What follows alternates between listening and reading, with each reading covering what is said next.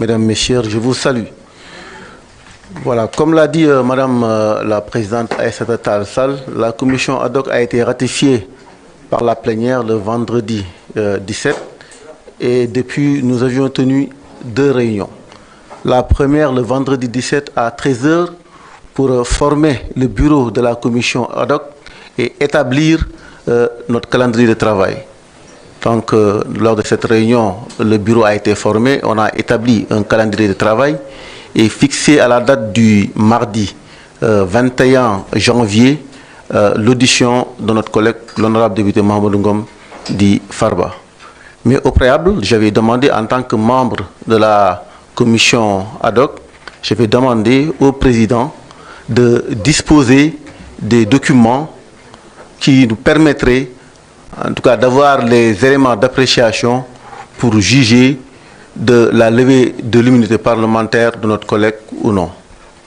Beaucoup d'autres collègues, pendant cette réunion du vendredi 17 à 13 h, ont soulevé la même question.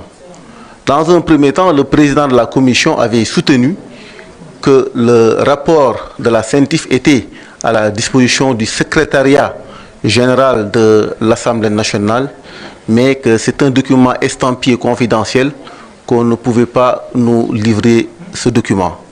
Suite à cela, d'autres collègues comme moi ont soulevé cette question pour dire tout simplement qu'on ne pouvait pas tenir une réunion, auditionner notre collègue sans pour autant avoir les éléments d'appréciation. Donc par la suite, le président nous a dit qu'il allait se rapprocher des services du secrétaire général pour voir les documents qu'il pourrait mettre à notre disposition. Et de là, après, il m'a personnellement appelé pour dire qu'il y a des documents qui sont à notre disposition au niveau du secrétariat. Donc naturellement, le lundi matin, parce que vendredi, j'ai reçu l'appel un peu tard, le lundi matin à la première heure, nous avons été à l'Assemblée nationale auprès du secrétariat donc pour retirer ces documents. Il s'est trouvé qu'il ne s'agissait en fait, comme la présidente Aïssata Tall Sall l'a dit, que de l'aide de transmission du procureur du parquet financier au procureur général, du procureur général au ministre de la Justice et du ministre de la Justice au président de l'Assemblée nationale. Il n'y avait rien d'autre dans le dossier. Donc, naturellement, ce mardi, tout à l'heure, il y a à 16 h, nous avions soulevé le même problème. Bien avant, la présidente Aïssata Tall Sall donc avait posé la question, une motion préjudicielle pour demander à disposer des documents. Quand nous avons pris la parole, nous avons en tout cas demandé la même chose. Et apparemment, la commission ne disposait pas donc des documents qui nous permettraient d'apprécier en tout cas les faits en ce qui concerne l'honorable député Farba Ngom. Nous avions pris la parole donc pour dire que ce qui est en train de se passer est extrêmement grave parce que c'est la dignité de l'Assemblée nationale qui est en jeu. Il ne s'agit pas tout simplement d'une question de procédure, mais l'immunité parlementaire est un droit constitutionnel et l'immunité parlementaire permet tout simplement aux députés d'avoir la liberté d'exercer son mandat sans pression aucune de l'exécutif. Dans ce cas de figure, donc, il apparaît clairement qu'il y a une instrumentalisation politique derrière cette affaire. L'honorable député Farba Ngom ne peut pas se défendre parce que ne disposant pas des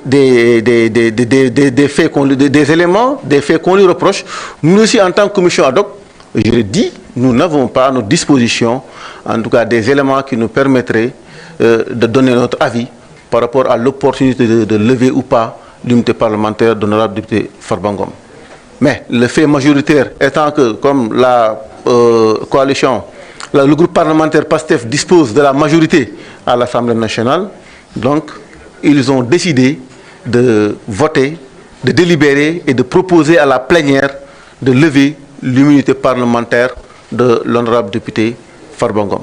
Et c'est extrêmement grave parce que pour la première fois, dans les précédentes législatures, il y a eu des levées d'immunité parlementaire, mais le parquet le ministère de la Justice a toujours transmis à l'Assemblée nationale des documents, un dossier pour permettre aux députés, pour permettre à la commission ad hoc d'apprécier, d'avoir des éléments d'appréciation par rapport à cette demande, à une demande de l'unité parlementaire.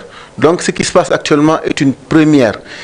C'est une instrumentalisation, il y a une instrumentalisation politique derrière parce que tout le monde connaît que Farba Ngom est une figure politique importante de l'Alliance pour la République dans le Fouta, une figure importante de l'opposition, et à travers lui, on veut aussi atteindre sa famille politique. Et nous nous en désolons parce que l'Assemblée nationale doit, la fonction de député n'est pas à banaliser.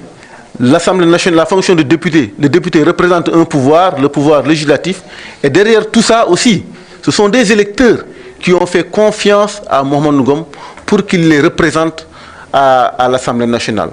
Donc en violant les droits élémentaires de l'honorable député Farba Ngom, quelque part aussi, on nuit à la continuité de son mandat et on est en train, en tout cas, on veut priver ces électeurs d'une voix à l'Assemblée nationale parce qu'il est là pour les représenter.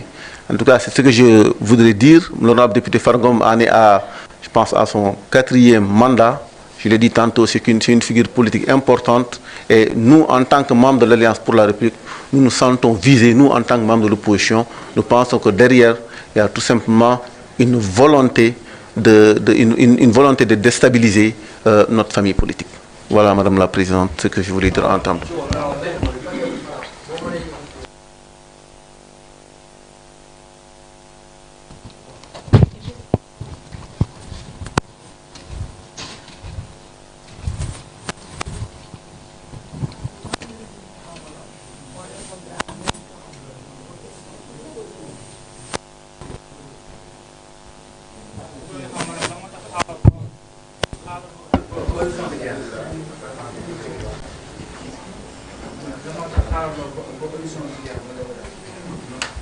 Non mais, je viens de vous expliquer que j'ai demandé, pour faire mon travail de défenseur, j'ai demandé le dossier. Et on ne m'a pas donné de dossier, il n'y a pas de dossier. Il n'y a que des lettres de transmission. Ça, ce n'est pas un dossier, les lettres de transmission. Donc, j'ai dit au président de la commission ad hoc, d'ailleurs qui est un avocat comme moi, et qui sait très bien comment ces choses-là se passent en général. Je lui ai dit, si je n'ai pas le dossier, je ne peux pas faire mon travail. Donc je serai obligé de quitter la salle. J'ai quitté la salle, je n'ai pas attendu la fin, parce qu'on ne me donne pas les éléments pour me permettre de faire mon travail. Alors, est-ce que je reste dans la salle pour faire du cinéma et de la figuration, ou est-ce que je considère que je ne peux pas faire mon travail et avec beaucoup de respect, je quitte la salle? C'est ce que j'ai fait, parce que moi, on ne peut pas m'associer dans du cinéma. Pour moi, c'est du sérieux, c'est un travail très sérieux, il est même très grave, puisqu'on demande la levée de l'immunité parlementaire d'un collègue, on ne peut pas le faire avec 4 lettres de transmission, alors que dans ces lettres-là, d'ailleurs, qui sont confidentielles, c'est pour ça que je ne peux pas vous les donner. Mais quand vous lisez les lettres, vous voyez transmission d'une note. Mais c'est quoi cette note-là qu'on ne peut pas voir? Quelle est cette note qu'on transmet de procureur à procureur général, à ministre, à Assemblée nationale, et qu'on ne peut pas voir? C'est là le problème.